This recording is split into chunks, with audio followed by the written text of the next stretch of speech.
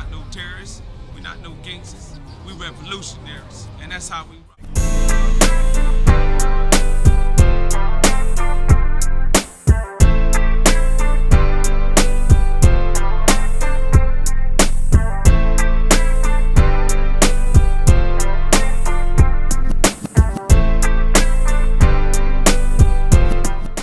So leading up to my next question, I was listening to your answers and you brought up something very important. You was talking about Gangster Chronicles. Now, people that has been following your career, we all know that it started from that podcast, Gangster Chronicles, which could have been probably one of the greatest podcasts on the West Coast. I mean, even surpassing No Jumper, because we had Mob James, we had Alex Alonso, we had you, and we had Norm Steele producing the show.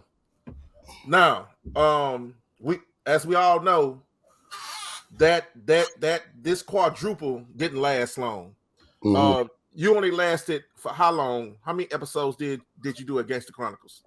Well, originally I wasn't signed on to do episodes. I've always came on as an independent contractor, building my own platform. So that was Okay. my whole demeanor from the start. The clashing came about because of my integrity, my intelligence, my know-how, and me knowing the business, and me jumping into this digital world, and I start picking up and learning fast. I became a threat to Norm Steele because Norm wasn't able to control me mentally. He thought I was just some old big old buff OG nigga who, had clout and had power that he was gonna be able to utilize and use me to his advantage because I didn't know shit. And when he found that out, he was like, oh shit, this nigga BJ is intelligent as fuck and he's smart, book smart. So he had to start dealing with me in a whole different fashion. Okay. Now, Alex Alonso, he was over there for how long? You're on mute. You're on mute. I believe Alex had to be there for a couple of years because Alex was the jump off. Alex was Gangster Chronicles, bro. To be honest with you, the chemistry was Jay and Alex together. Norm always was behind the scene. The camera guy is another little dude named Byron. He was the camera guy / co-producer. Norm was the producer, the actual executive producer. The hidden executive producer is a nigga way over in New York that none of them niggas didn't know until I did the homework and pulled the coattail on him. Doggy Diamonds. Say what?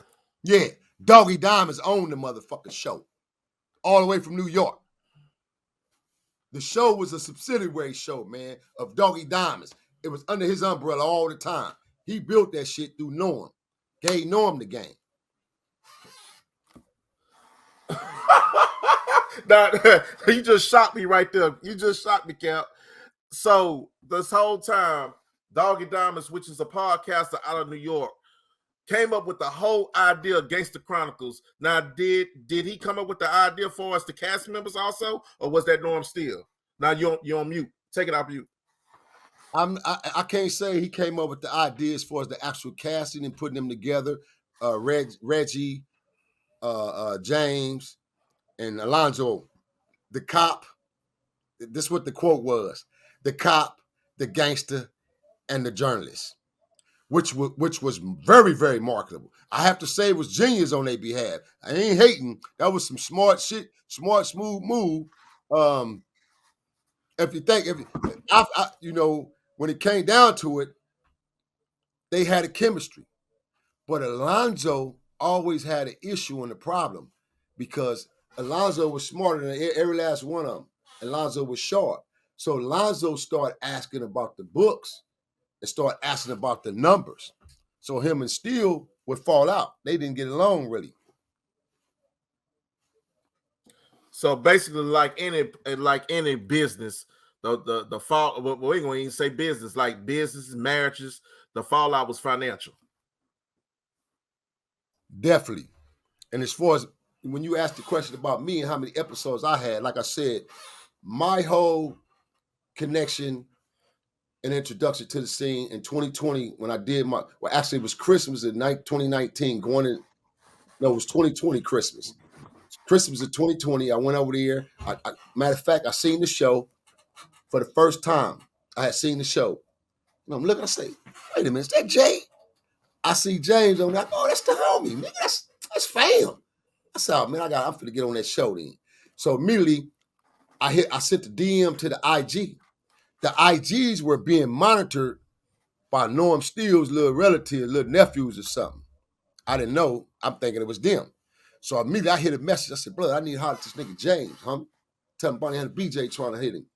So the youngsters go tell him, hey man, some dude trying to get at y'all, man. And he kind of aggressive on the DM talking, right?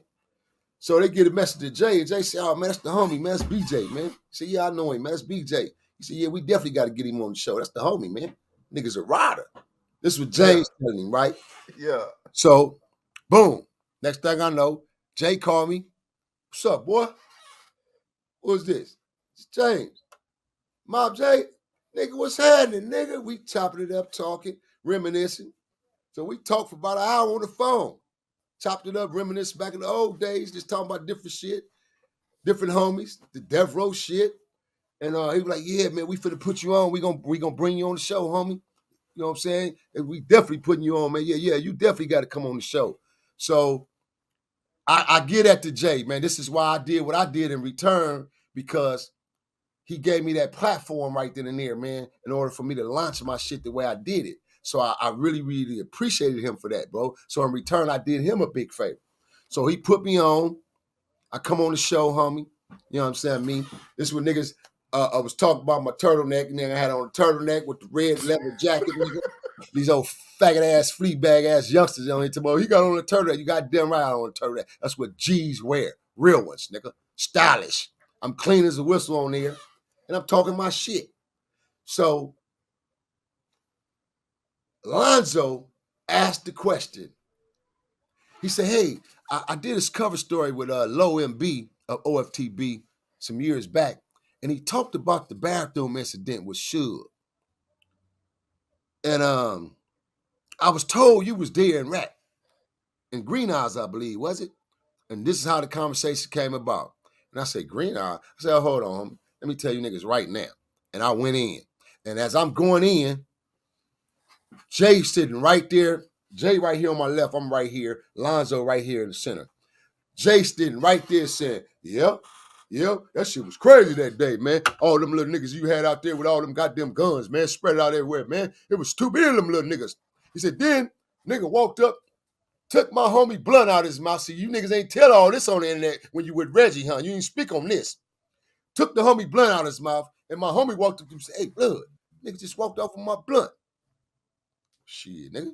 There wasn't nothing he can do about it, because we were in a situation, bro, where I had already put the word in and told my little homies, nigga, if these niggas even flinch wrong and get out of line, we smashing, we taking shit down. So this was already registered in niggas' heads. That's why we had so much motherfucking artillery out there, spread it out. Nigga, my whole hood know, and everybody named mama know, I've been a regulator all my life, nigga. I'm a nigga that really lead. And if I gotta go to war, I really go to war with niggas. I strategize. I'm a thinker. So me being on the show, I launched myself into, the form of a YouTuber and an influencer, and I took off. Because of the show was already doing well, I did great numbers over there off top. I went over there, did something like 500,000, $250,000. Any one of my videos were $250,000 on up. I did big numbers off top. So right then and there, it opened my eyes. I said, wait a minute. If I'm doing numbers, who getting the money? So that started leading my curiosity to start speaking about how does YouTubers get paid, or how does this monetization shit work? Because I was new to it. Yeah. So what I did was I slid up on the Norm, talked to Norm and told him, hey man, I fuck with you, homie, but if I'm gonna fuck with you, it's gonna be collaborated. It's gonna be subsidiary, meaning I'm gonna build my own company, my own shit, and Gangster Chronicles will be the subsidiary and the distributor of R.O.E. I still got my contract right now. I can reveal the contract. I can show you that nigga whole blueprint on how he put the whole blueprint down and got 10 other niggas signed who had their own platforms from Yuck Mouth on up. He had all these dudes signed under him under distribution, and he fucked over everybody. He wasn't paying these niggas right, no nothing. The nigga came up off of niggas, bro. So the falling out of Gangster Chronicles and R.O.E. came about like this, when I slid up under the nigga Shrek, right? That's why I call the nigga Shrek, because he ain't nothing but a big old cream puff, nigga. A 6'4", 6'3", 6'4", and I weigh 200 even. This nigga outweigh me at least 100 pounds, man. A straight cream puff, cushion ass nigga.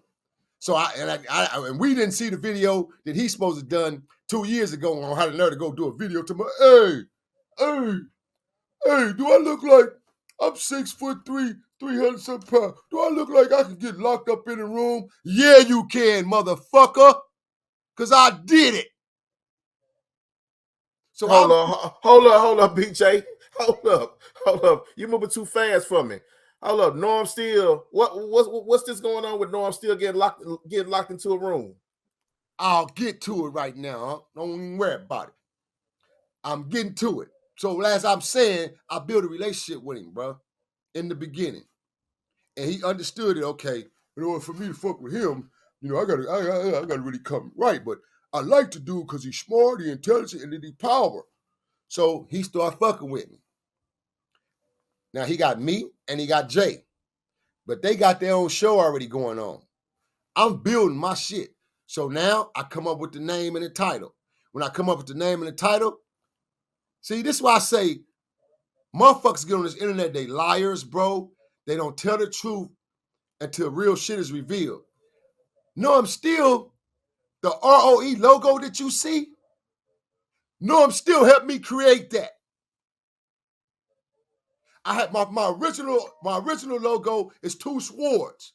No, I'm still saying, hey, Cap, hey, I ain't trying to change your visions or your ideas or nothing, big homie, but gangsters don't use swords. And I go, nigga, yeah, they do. I'll chop a nigga ass up with a machete in a minute. He started laughing. He said, but I came up with an idea. Just tell me what you think about it. So he sent me a rough draft picture of two pistols like this. Just two pistols. And I said, oh, shit. I said, oh, Norm, you own to something. I hit him back. I say, Shrek, man, that shit look right, man. I said, then we need to abbreviate the R.O.E. over it. Put some color in it. He hit me back 2 hours later with the logo. History was made. R.E. was born, man. The birth of R.E. right then and there. So there go my logo. My logo was designed between me and Norm Steele. We had built a relationship in the beginning. I was cool with the dude. I kind of took on and liking the dude because he was smart. He was sharp with this shit. He knew the digital world. So I slid up under him and allowed the nigga to mentor me about the digital world. So I learned the game from him. Head to toe, I learned the game. And I mean fast. In an X amount of weeks, I learned the game from him. Because me and the nigga used to talk on the phone daily. He would call me for hours, we'd talk, or I'd call him. We would talk daily, bro. So me and Norm was cool. But in my mind, I kept saying, where I know this dude from? I know this nigga from somewhere. It's like I had a run-in with him somewhere before. I took something from somebody or something happened and he was there or something. I couldn't put my finger on it, bro. So for months I kept saying, I know this nigga Norm from somewhere. So when we clicked up and now I'm talking to Jay, me and Jay sidebarring one day and talking. I said, man, I know this nigga Norm from somewhere, Jay. He said, you do? I said, but I can't put my finger on where I know him from, bro. Until we was talking one day and he started talking and he explained to me and he said, yeah, Cap, he said, I've been out here for a while, man, and, I used to hear your name and shit, man, and your reputation perceives itself, man. You're a real one, man. And he said, yeah, because I used to cut all the publishing checks, and my motherfucking, I snapped. I said, oh, that's that motherfucker. That's that nigga. I say, I went to this nigga office with Black Chill and took $5 grand from this nigga for Black Chill, man. Made the nigga cut Black Chill check because he owed Black Chill for publishing, man. This the nigga that cut my song on Waist Deep with the nigga Tyrese and them, man, when I did a motherfucking soundtrack for Waist Deep soundtrack movie. First, I got fired on the movie. Then they took us off the production where my song wasn't placed. He was in charge of the whole shit. So the shit started coming to me. That's where I know this nigga from. The music industry. So we working together, but in the back of my mind, I remember who he was. He never knew this because I didn't reveal it until I got mad. So I never told this nigga, I really know who you is now, nigga. So a year then went by. I'm doing numbers. I'm building my shit. Me and him fell out. I fell out with him verbally because I'm watching what's going on and I'm seeing the numbers, but he can't explain it to me. So we stopped talking. I just cold turkey stopped talking to the nigga. Stop answering his calls. So now, damn near 9 months then elapsed and went by, almost a year. We going into 2021. 2021, finna go into 2022. We're on lockdown from the corona shit. All of a sudden, I get a message in my DM. I look, it's Gangster Chronicles IG page. I go, check my DM. It's Norm. Hey, what's up, big homie? Hey, man. Hey, I've been watching you, man. You doing your thing. See, what he did was he thought I was going to be one of them OG niggas. Once I did Gangster Chronicles and I started learning the scoop from him and then we fell out, I would fall off. I wouldn't know what to do. Nigga, I went on and built my shit. Then I turned, but before I left, I had him build my page for me. I had him help me build all my monetization shit, set all that shit up, because I didn't know nothing about it. He helped me do all that. I give him his props and give him his credit now. He helped me do all that shit. This is why I say the nigga was sharp. He was shrewd with the game. But what raised my eyebrow was when he sent me that goddamn contract for me to sign on with Gangster Chronicles. I read that shit in less than 1 hour. I called that nigga back. I asked, hey, man, who the fuck you think I am, homie? He said, what do you mean, B? What's going on? I said, sure. I said, check this out, Norm. I said, blood, I ain't no dope fiend ass big homie or no dope fiend OG nigga. I said, my nigga, I said, can't no nigga just buy me? Or what makes you think I'm finna build a company, build a brand, and then pass it off to you, and you're gonna tell me when and how I can deliver my content and when I can release it. And you're gonna own the content. Man, you got me fucked up. So Cap, what were some of the red flags that you read in that contract? A1 ownership. None of them dudes walked away with ownership of none of their content. Mob James got so much motherfucking content that he made on that show, he can't walk away with ownership of none of it. None of it, because he was just an employee. The only person who walked away with some ownership of some shit was Alex Smartass, because Alex was the journalist. Alex was the nigga, the reason why the world was tuned in to Gangster Chronicles in the first place, because of Alex Alonzo. Alex was the one pulling up them goddamn them storylines. Shrek was hooking up the interviews, the interviewees. Man, Alex was hooking up a lot of the interviews because he knew the people. Feel me? Jay was just the host, bro. The other dude, Reggie, was just the host once upon a time before he went to the feds. So that's how it all came about. So the whole fallout has always been about money, disloyalty. So when I started learning this nigga's ways, it didn't sit right with me, bro. You know what I'm saying? So I started getting at him. I'm on him now. I'm on this nigga head now. I'm on his ass. Every day I'm on his ass about something, bro, to get my shit right. So now, 2021, they're at the mansion. They're in Hollywood. They filming at the mansion, bro. Feel me?